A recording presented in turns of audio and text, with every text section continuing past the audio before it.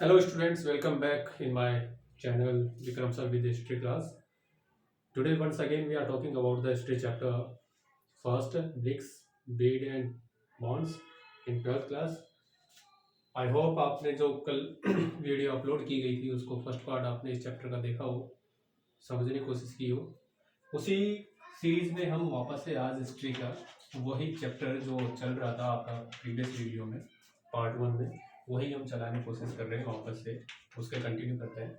तो जो अभी पिछले चैप्टर में या पिछले पार्ट में जो आपने देखा तो उसमें आपने समझा कि हड़प्पन सिविलाइजेशन कहाँ है और हड़प्पन सिविलाइजेशन के साथ साथ में उसको इंडस वैली सिविलाइजेशन के पार्ट जो थे मैंने आपको बताया था आपकी बुक्स में 2000 साइट्स दी गई है पर मैंने आपको 3000 साइट्स बताई है। वो साइट्स आगे पीछे होती रहती है और एक्चुअल में जो अभी तक हुआ है वो 3000 के अप्रोक्सी साइट हो चुकी हैं जो एक्सकैवेटेड हो चुकी हैं। उन्हीं सीरीज में आज हम वापस से बात करते हैं कि जो हड़प्पन, आज मैं एक छोटी सी चीज़ अलग से आपको बताने की कोशिश करूँगा क्योंकि हमने पढ़ा है हड़प्पन कल्चर।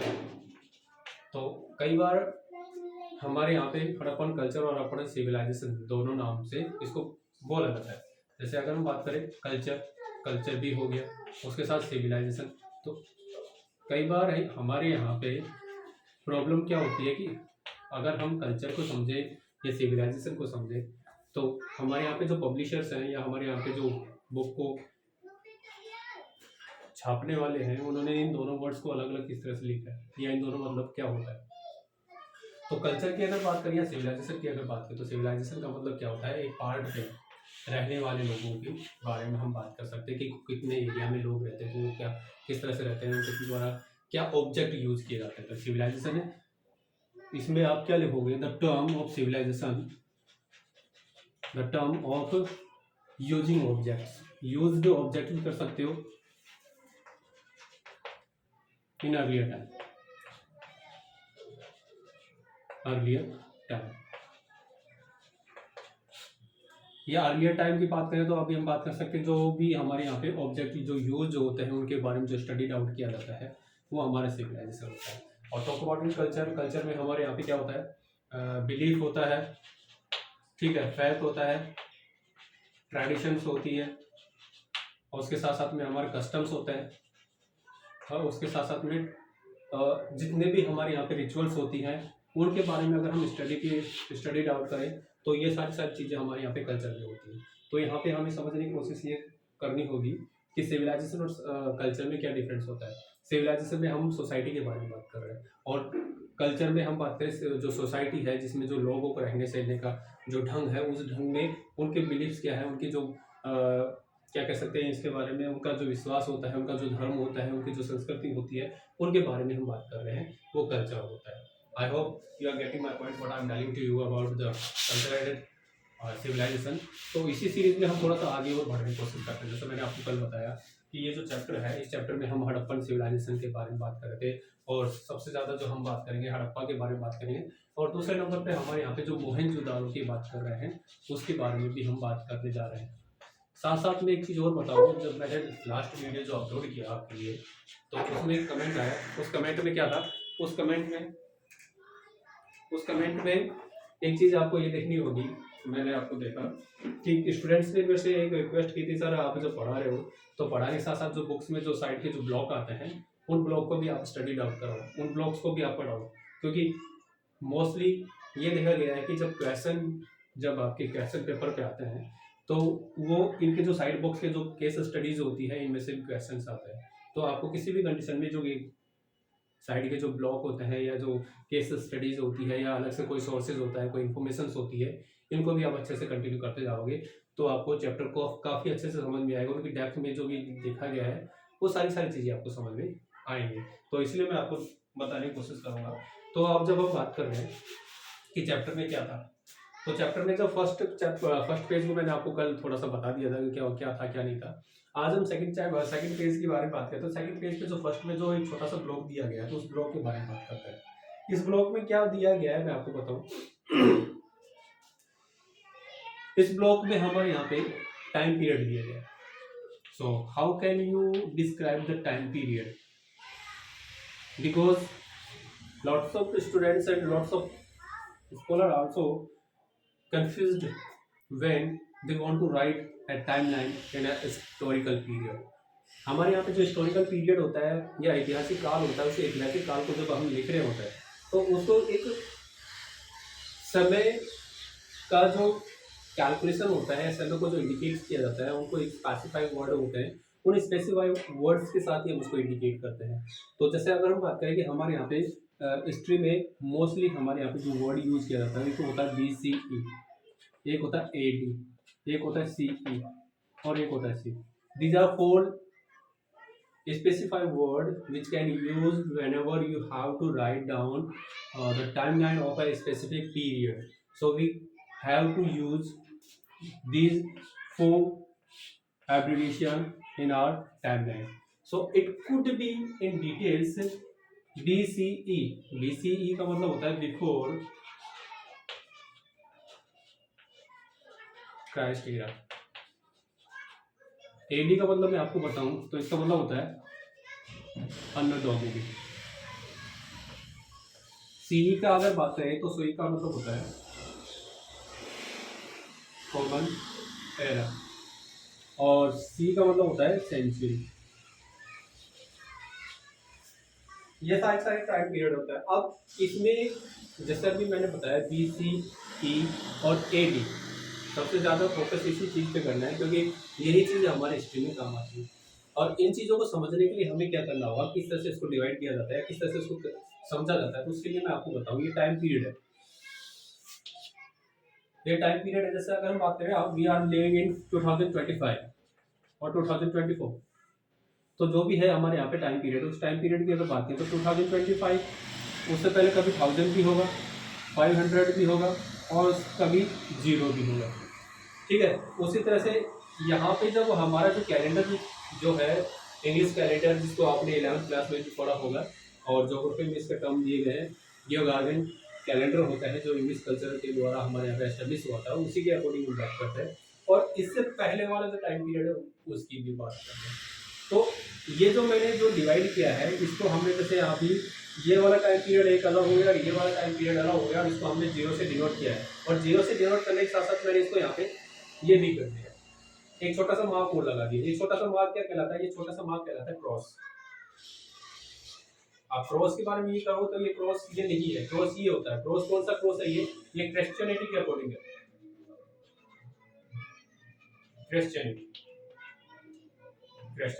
क्रिश्चियनिटी मतलब जो क्रिश्चियन सोसाइटी के जो लोग होते हैं, उनका जो गॉड होता है उसको हम क्या कहते हैं? लॉर्ड जीसस कह सकते हैं या जीसस क्राइस्ट कह सकते हैं। तो ये उसी को डिनोट करता है। और यहाँ पे जो 0 के साथ मैंने इसको क्रॉस को जो डिनोट किया है, वो डिनोट करने के पीछे रीजन क्या है? Because that's a particular time when lord Jesus take a birth in Jerusalem, और that's is very important event.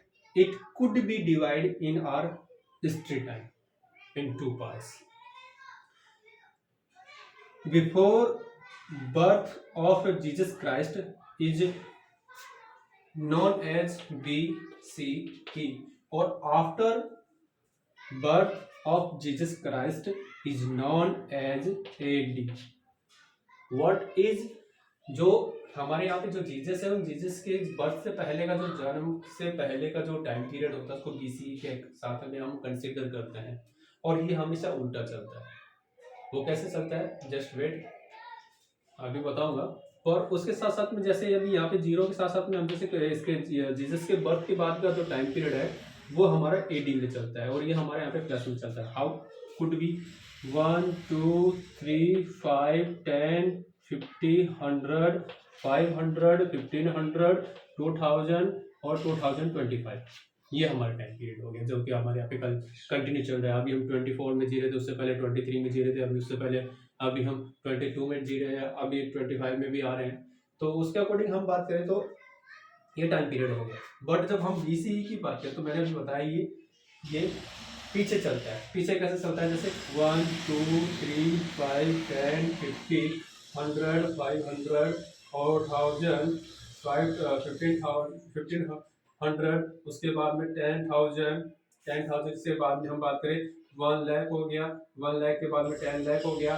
तो और उसके बाद में हम बात करें करोर्स में भी आ जाता है, क्योंकि हमारे यहाँ पे टाइम पीरियड है। तो जैसे अगर आपने 11th में, तो अभी सिलेबस में रिड्यूस हो गया chapter number 1, but chapter number reduce 1 history का जो रिड्यूस हुआ है, रिड्यूस होने के साथ साथ में हम ज्योग्राफी में भी जब ज्योग्राफी का चैप्टर पढ़ते हैं 11th क्लास की हिस्ट्री ज्योग्राफी का, तो उसमें भी जो अर्थ का एवोल्यूशन दिया गया है, तो उसमें भी हमारे यहाँ टाइम पीरियड दिया गया है कि हमारी अर्थ का जो टाइम पीरियड है वो कितना है, वो है 36 मिलियन ईयर अगो 660, सॉरी 660 का नाम आ रहा है, 360 लाख साल पहले का टाइम पीरियड है हमारी अर्थ पे, जब हमारी अर्थ के ऊपर फर्स्ट टाइम क्रिएशन हुआ था। फर्स्ट टाइम हमारे अर्थ के ऊपर छोटा सा जीव दिखाई दिया था, तो उसका टाइम पीरियड ये है। तो इसका मतलब लाख साल पहले, 360 लाख साल पहले की अगर बात करें, 36 मिलियन ईयर होगी की बात करें, तो इसका मतलब क्या है कि ईसा के बर्थ से इतने साल पहले। अब जैसे अभी हम क्या करें कि 1 2 3 ये इधर भी लिखा है, 1 2 3 इधर भी लिखा हो, तो इसको कंसिडर किस तरह से करते हैं? ईसा के 1 साल पहले, ईसा के 2 साल पहले, ईसा के 5 साल पहले, ईसा के 10 साल पहले, ईसा के 100 साल पहले, ईसा के 18 साल पहले, ईसा के 5000 साल पहले, ये इसका हो गया। और इधर ईसा के मतलब ईसा के जन्म के बाद में हम बात करें, तो इसमें ये आ रहा है पूरा पूरा। हिंदी में इसको लिखते हैं ईसा पूर्व, और इसको लिखते हैं ईसवी। अब ये कॉमन एरा है, और ये जो सेंचुरी है ये भी हमारे यहाँ पे जो मॉडर्न जो टाइम पीरियड चल रहा है, वो करंट का जो टाइम पीरियड चल रहा है, वो उसी के अकॉर्डिंग इसको डिवाइड करते हैं। तो I hope you are getting my point what I am telling to you, and word is given in your book in a side box, you are getting very well. So अगर आपको अच्छा लग रहा है तो वीडियो को like भी करते हैं, सब्सक्राइब भी करते हैं, और आगे इसको फॉरवर्ड भी करते हैं। ना समझ में आए तो उसको कमेंट भी करके आप मुझसे पूछ सकते हैं। When I go to your comments, definitely I will be sort out all problem which is arise in your mind, or which type of queries you have, but you should to comment to me. That's why I can get your ideas, you are getting my point or not, and if there is a problem arises in your mind, it would be showed in very easy. So let's continue once again. अभी हमारे यहाँ पे क्या चल रहा है?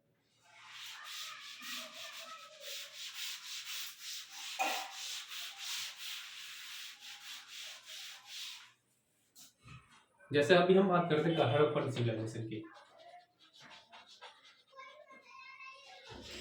Harappan culture और civilisation मैंने बताया कि हड़प्पन सिविलाइजेशन का क्या होता है, कल्चर क्या होता है, उसके टर्म तो आपको समझ आ ही गए होंगे। तो उसी के साथ साथ हम बात कर रहे हैं, जैसे अभी चैप्टर के आगे चलते हैं, तो चैप्टर के बारे में बात करें, तो यहाँ पे हम थोड़ा सा इसको ये देखते हैं कि उस समय के बारे में हमें किस तरह से नॉलेज मिली। तो उसके साथ साथ एक छोटा सा एक ब्लॉग और भी दिया है, उसके बारे में बात करते हैं। तो उसके बारे में, ब्लॉग के बारे में बात करें, तो उसमें एक पर्सन के बारे में दिया गया है जिसका नाम है Alexander Cunningham.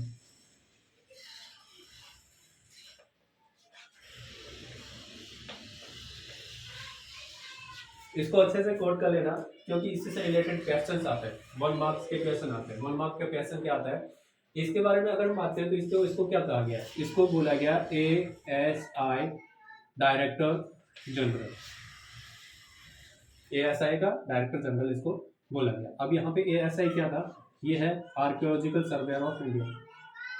Archaeological survey of India, उसके डायरेक्टर जनरल थे जो हमारे यहाँ पे अलेक्जेंडर कनिंघम थे।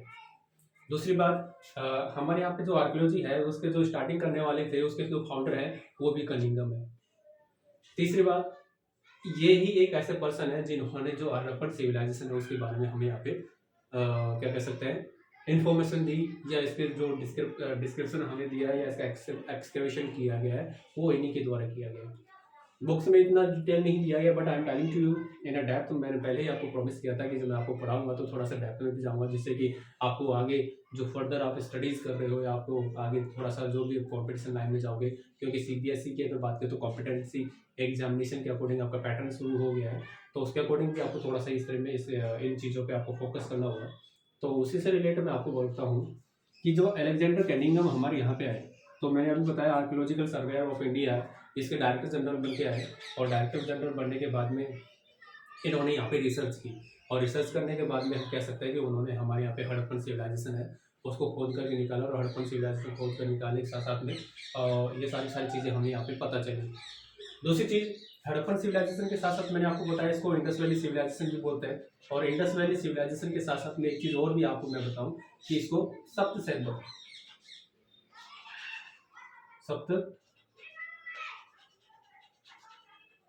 सैंधव कल्चर भी इसको बोलते हैं,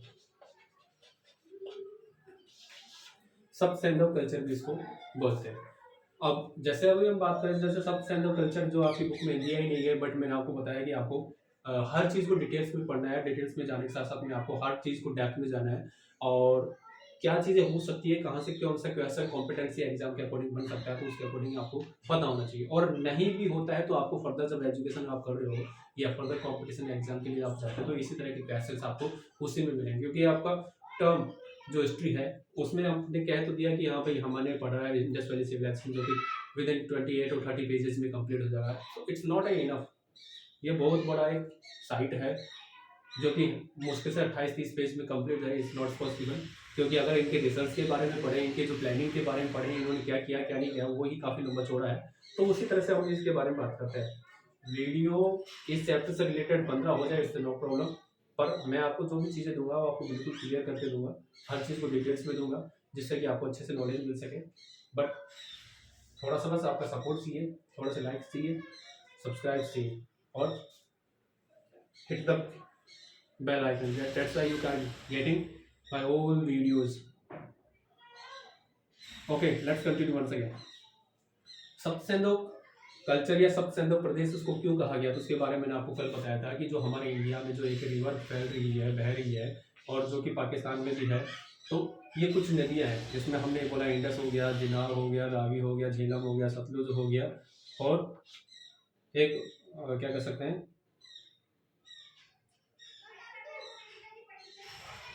भूल गया मैं, चेनाब हो गया, सतलुज हो गया, रावी हो गया, झेलम हो गया, व्यास हो गया, और उसके साथ साथ में हम यहाँ पे बात करें एक और नदी है जिसको हम बात करते हैं सरस्वती। तो अब यहाँ पे काउंट करके देखना है, तो इंडस वैली है, इंडस रिवर है, तो 1 2 3 4 5 6 7, तो ये 7 रिवर्स हैं यहाँ पे। इन 7 रिवर्स के आसपास में जो सिविलाइजेशन है, या जो इस 7 नदियों के आसपास में जितने भी जो सभ्यताएं बसी हैं, जितने भी जो लोगों ने अपना ओरिजिन किया है, एक्सकैवेटेड हुआ है, उन सभी के बारे में हम बात करें, या इसके पास में जितनी भी जो सभ्यताएं बढ़ी हैं, लोगों का रहना हुआ है, खोज हुई है, तो उसी के अकॉर्डिंग हम इसको हम कह सकते हैं ये सप्तसेंधव कल्चर है। सप्तसेंधव कल्चर क्यों? क्योंकि ये 7 नदियों के आसपास का जो बसा हुआ एक क्षेत्र है, इसकी वजह से इसको सप्तसेंधव कहा। सॉरी। इसके साथ साथ में इसको कई जगहों पे और भी बोला गया है, इसको बोला गया है देवयोनि कृत कल्चर। अब देवयोनि कल्चर कैसे कहा गया है? देवयोनि कल्चर की अगर बात करें तो इसकी जो डिस्क्रिप्शन है, वो डिस्क्रिप्शन कैसे है, वो एक वजाइने की तरह से, एक योनि की तरह से, जिसकी वजह से इसको देवयोनि कल्चर भी कहा गया है। ठीक है, ये भी हमारे यहाँ पे डिटेल्स की बात करें तो उनके ही बारे में यहाँ पे जो डिस्क्रिप्शन दिया गया है, ये सप्तसेंधव और ये जो देवयोनि कृत जो सोसाइटी है, इसके बारे में आपको किसी तरह का डिस्क्रिप्शन आपकी बुक्स में नहीं मिलेगा। जब आप कंपटीशन लाइन में जाओगे, आप जब अच्छे से स्टडीड आउट करोगे, तो उस टाइम पे आपको ये काम आने वाली चीज़ है, इसलिए मैंने आपको अभी से बता दिया, आप इसको अच्छे से कोट करके लेकर लेना।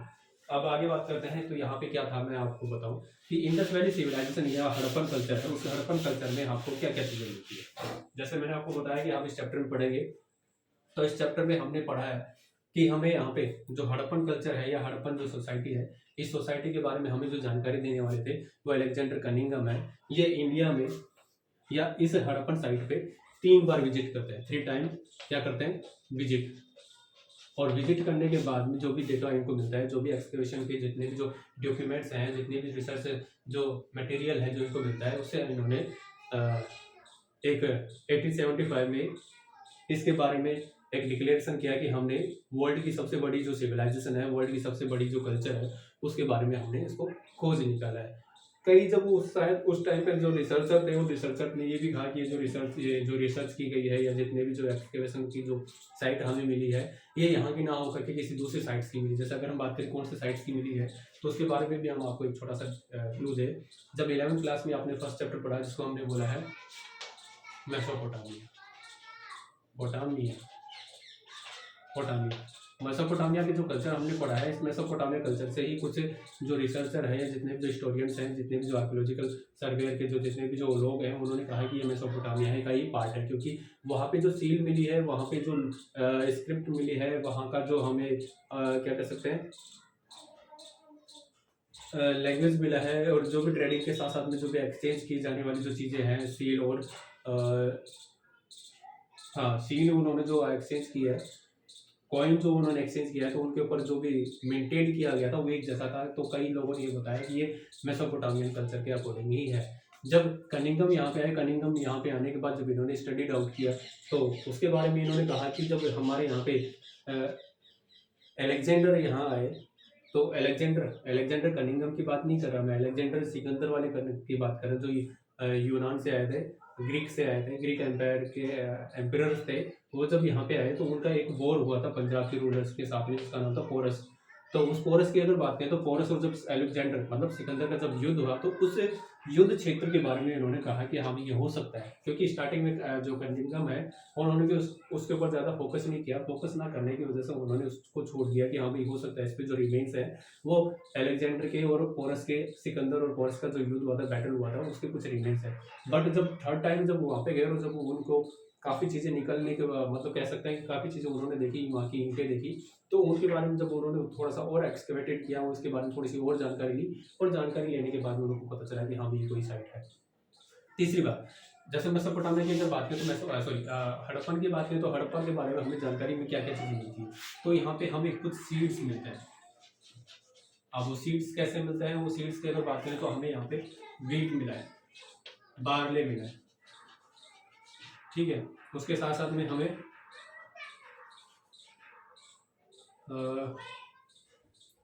वीट मिला है, बार्ले मिला है, उसके बाद में राइस मिला है, और उसके साथ साथ में हमें सीसम मिला है।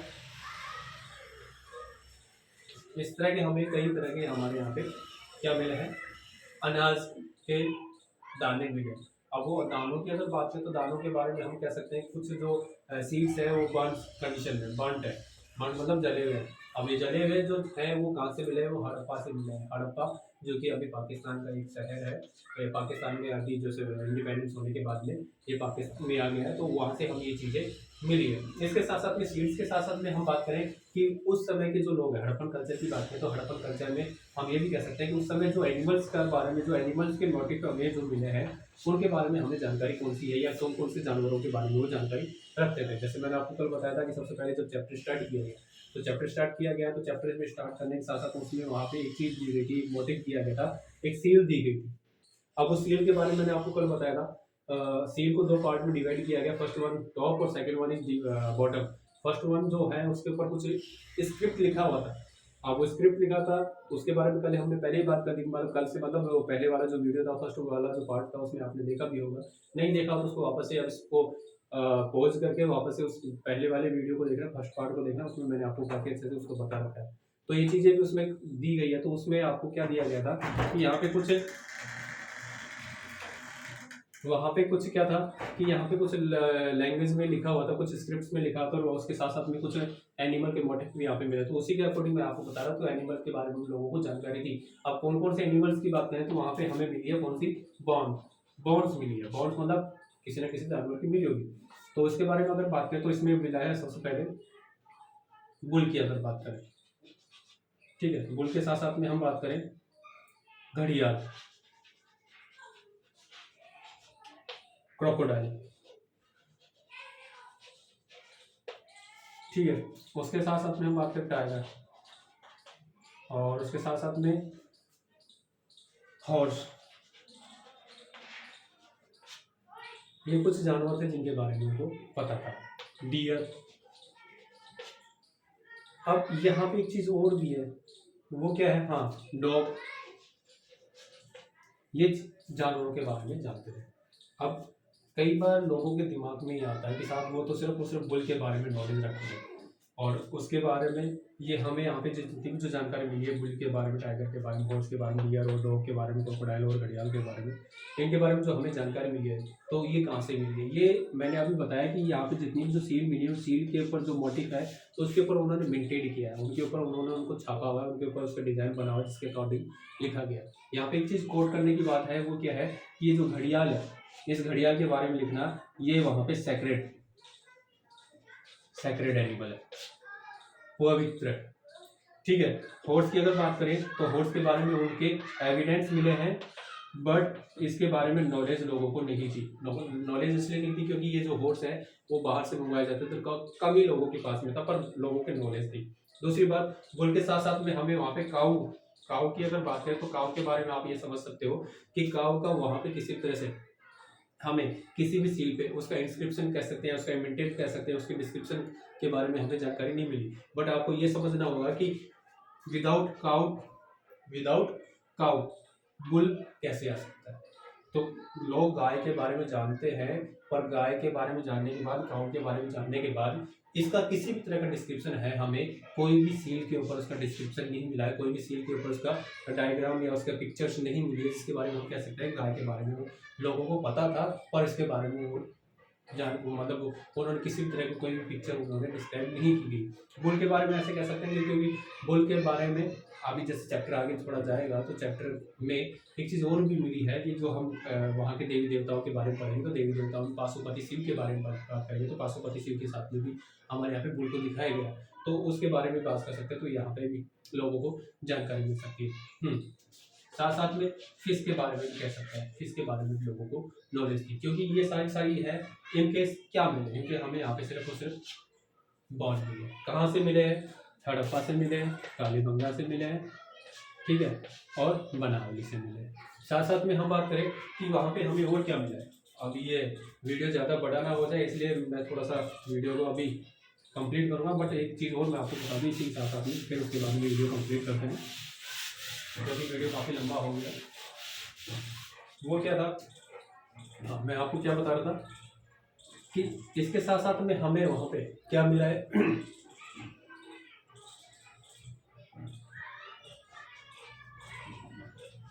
ट्रैक्ड तो मत करो आप, इसमें लिखो हार्वेस्ट, आप अच्छे से समझ जाओगे। हार्वेस्टेड लैंड या फार्म एरिया, ये भी हमें मिला है। कहाँ से मिला है? बनावली से, हरियाणा, ठीक है। उसके साथ साथ में अभी हमें जोते हुए खेत मिले, इसलिए हमें यहाँ पे मैंने बताया वीट है, बार्ले है, फिर उसके साथ साथ में और लिंटन है, ओलसीड है, सीसम है, इस तरह के हमारे यहाँ पे कई तरह के राइस है, इस तरह कई तरह के सीड्स हमें यहाँ पे देखने को मिले हैं। और उसके साथ साथ में हमें ये भी पता चला कि हाँ भाई, उस समय के लोग खेती बाड़ी करते थे, और खेती बाड़ी करते थे उसके हार्वेस्टेड जो लैंड है वो भी हमें बनावली से मिले हैं, फार्म एरिया भी मिला है। और फार्म एरिया के साथ साथ में हमें कई प्लॉ भी मिले हैं। प्लॉ मतलब हल मिले, हल मतलब ऐसा नहीं कि हाँ अभी ये हल है इस हल से जोतते थे, उसका रिमेन मिला है हमें।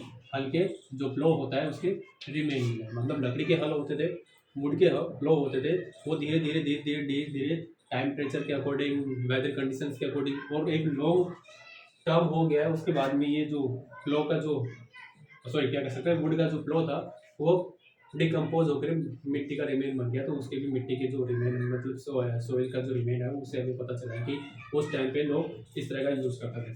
साथ साथ में हम वाटर टैंक की अगर बात करें तो वाटर टैंक भी हमें मिले। ये किस लिए मिला है? ये हार्वेस्ट करने के लिए मिला है, लैंड को हार्वेस्ट करने के लिए मिला है। ये मिला है कहाँ पे? वापस से हम बात करें धोलावीरा, तो धोलावीरा में हमें क्या मिला है? वाटर टैंक मिला है। तो ये चीज़ें काफ़ी इंटरेस्टिंग है और काफ़ी चीज़ें आपको देखने को मिलेगी, क्योंकि जब आपके जो वन लाइनर क्वेश्चन आएंगे या वन मार्क क्वेश्चन आएंगे, वो इन्हीं छोटी छोटी चीज़ों से आएंगे जो कि काफ़ी डिटेल्स में जाएंगी। कल का जो वीडियो होगा मैं आपको बताऊंगा कि कितनी साइट्स है, कहाँ पे है, इनकी एग्जैक्ट लोकेशन क्या है, लोकेशन के साथ साथ में इनको आज की जो करंट लोकेशन है वो क्या है, ये सारी चीज़ें हम आपको कल डिस्कस करेंगे। I hope you are enjoying what I am talking to you, और आपने सारी चीज़ें देख ली होगी, समझ ली होगी, और फिर भी कुछ बच गया तो आप कमेंट कर सकते हैं। Keep watching my channel Vikram sir with history class. Thank you for watching.